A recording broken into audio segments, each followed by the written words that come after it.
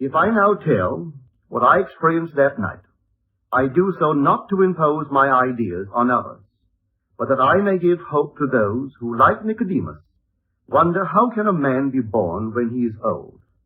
How can he enter a second time into his mother's womb and be born? How can this be? Well, this is how it happened to me. A heavenly dream in which the arts flourished was suddenly interrupted by the most intense vibration centered at the base of my skull. Then a drama as real as those I experience when I am fully awake began to unfold. I felt myself within my skull, trying to force my way out to its base. Something gave way, and I felt myself move, head downward, to the base of my skull. I squeezed myself out, inch by inch. When I was almost out, I held what I took to be the foot of the bed and pulled the remaining portion of me out of my skull. There on the floor, I laid for a few seconds. Then I rose and looked at my body on the bed. It was lying on its back and tossing from side to side like one in recovery from a great ordeal. As I contemplated it, hoping that it would not fall off the bed, I became aware that the vibration which started the whole drama was not only in my head, but now was also coming from the corner of the room. As I looked over to the corner and wondered if that vibration could be caused by a very high wind, a wind strong enough to vibrate the window, I could not believe that the vibration which I still felt within my head was related to that which seemed to be coming from the corner of the room. Looking back to the bed, I discovered that my body was gone, but in its place sat my 3 oldest brothers. My oldest brother sat where the head was. My second and third brothers sat where the feet were. None seemed to be aware of me, although I was aware of them and could discern their thoughts. I suddenly became aware of the reality of my own invisibility. I noticed that they too were disturbed by the vibration coming from the corner of the room. My third brother was the most disturbed and went over to investigate the cause of the disturbance.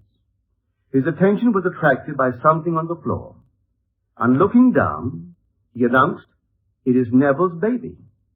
My other 2 brothers, in most incredulous voices, asked, "How can Neville have a baby?" My brother lifted the infant wrapped in swaddling clothes and laid him on the bed. I then, with my invisible hands, lifted the babe and asked him, "How is my sweetheart?" He looked into my eyes and smiled, and I awoke in this world to ponder this greatest of my many mystical experiences. One other vision I will tell, because it bears out the truth of my assertion that the Bible is mystical fact, that everything written about the promised child is in the law of Moses and the prophets and the Psalms, and it must be mystically experienced in the imagination of the individual. The child's birth is a sign and a portent, signaling the resurrection of the patriarchs in the imagination of him in whom the child is born. 6 months after the birth of the child, a vibration similar to the one which preceded his birth started in my head. This time, its intensity was centered at the top of my head.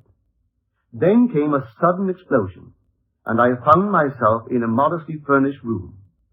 There, leaning against the side of an open door, was my son David of biblical fame. He was a lad about 12 years old. What struck me forcibly about him was the unusual beauty of his face and figure. He was, as he is described in the first book of Samuel, ruddy, with beautiful eyes, and very handsome. Not for one moment did I feel myself to be anyone other than Neville. Yet I knew that this lad David was my son, and he knew that I was his father. As I sat there contemplating the beauty of my son, the vision faded, and I awoke. What conclusion can be reached from these mystical experiences? The chamber of man's imagery. In man's imagination are engraven every patriarch and character in the Old Testament. and that after the birth of the child, out of the skull of man, signifying that man's rebirth from above, there will begin the resurrection of the patriarchs. Each, in his turn, will be revealed as the son of the man who resurrects them.